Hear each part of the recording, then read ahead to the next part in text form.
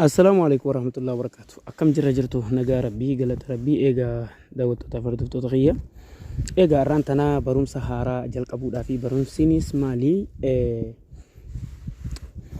برومسا خولي أوروموتي أكسمس خولي أورومو برتي مالكتي خن إتين برن نودا جتشودا warroota fakkeenyaaf dura dursoo soqullee Oromootti seenne warroota Oromoodhaaf qubee uumaa turan namoota hanga asirra jiran kana akkasii waliin laallaa jechuudha. Akkuma fuula kanarratti agartan inni tokkoffaadhaa kan jiru namni qubee Oromoodhaaf uume Sheekh Bakrii Sabaloo Jaamaa. Sheekh Bakrii Sabaloo nama qubee Oromoo uumuu keessatti tattaaffii guddaa godhee fi akkasumas qubee Arabaa gara Ajamitti jijjiiruu keessatti tattaaffii guddaa godhaa turanidha. Isaan kunoo qubeen isaan uumanis kunoo kana fakkaata. Qubee kana nama Sheekh Bakrii Sabalootitu uumee jechuudha. Kanaaf qubee akkanaa kana Sheekh Bakriin nuuf uumanii turan.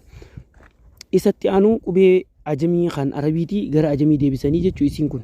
Inni gaxaanuu qubee Gaaziirraa kani isaan uumanidha. Qubeewwan as jalatti agartan kun kanuma Sheekh Bakriin mataa isaaniitiif uumanidha jechuudha.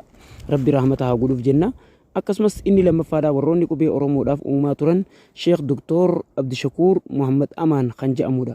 Inni kun dhalataa Arsiyoonii fi ta'u akkasuma kanii Madiinaa masjida Nabii keessatti biyya Nabii keessatti jechuudha barsiisaa turanidha. Achi nama tureedha jechuudha. Inninis qubee Oromoodhaa tan akkana fakkaatu tana qubee bareeddu tana nama nuuf uumee jechuudha. Qubee kana namuyyuu laaluu dandeessanii qubee Oromooti maal jetti isiin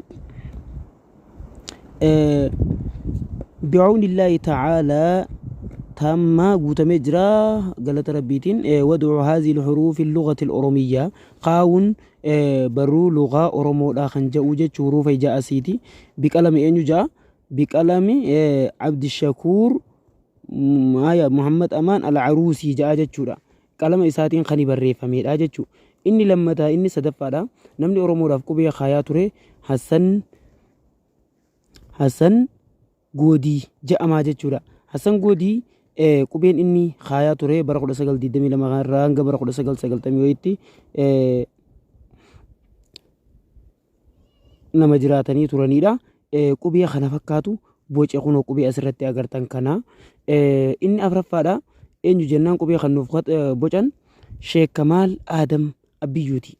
Sheekh Kamaal Adam Abiyyuu qubee bareedduu Oromoo fakkaatu tana nuuf bocanii turanii jechuudha. Akka ajaa'ibatti qubee babbareedduu nu bocan. Warroota qubee bocan gaa amma gabaabinaan irra deemnee maqaa isaanii dubbisne malee maali seenaa istoorii isaanii himuu barbaanneetii miti jechuudha. Kanaaf uummanni keenya waan kana barachuu qaba gadi fageenyaan.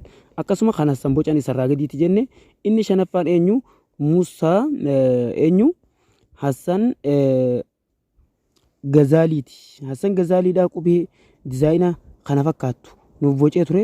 Hassan Gazaalii qubee bareedduu akkana fakkaatu kana nuuf boce qubee Oromoodhaaf warroota bocuu keessatti gumaacha gurguddaa qaban jennee dubbannu keessaa isaan tokko jechuu jarreen amma dubbanne kun. Akkasumas inni jahaffaadha eenyu inni jahaffaadha asirratti Muhammad Abdii Bushraati. Muhammad Abdii Bushraadha qubee odaa mata duree godhachuudhaan akkasumas qubee xiyyaa irraa deddeemu kanaan qubee aabaa caajee kan inni uumedha jechuu odaarraa. Dargaggeessi kun gaa nama ajaa'ibaati. Oromoof qubee uumuu keessatti bika guddaa kan qabudha jechuudha.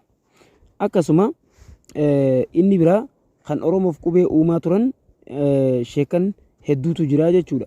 Fakkeenyaaf inni torbaffaan eenyu jennaan Maastar Hassan Abdulqaadir Aymooti. Maastar Hassan nama ajaa'ibaati. Maastar Hassan jechuun nama ajaa'ibaati. Qubee fuullee qubee Oromoo fakkaatu odaa Oromoorraa bocee Oromoodhaaf dhiyeessuu kan danda'e jechuudha. Qubee ammaan tana waggoota jiran keessatti yeroo amma jirru kana keessatti sadarkaa akka addunyaatti illee qabachaa jiruu fi akkasumas keyboard illee kan qabudha jechuudha. Qubee kana nu uumuu isatti hedduu takka gammannaa. Egaa warroonni qubee Oromoo uuman hamma kana hamma barumsa biraatti walitti deebinutti nagaan nuuf tura fi amaanillah.